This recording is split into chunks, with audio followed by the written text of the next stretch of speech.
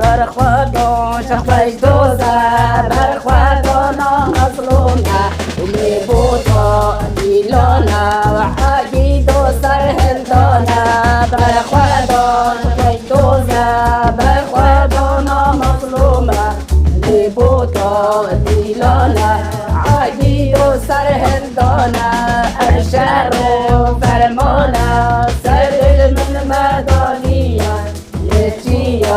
زندانو شورش آمد جوانه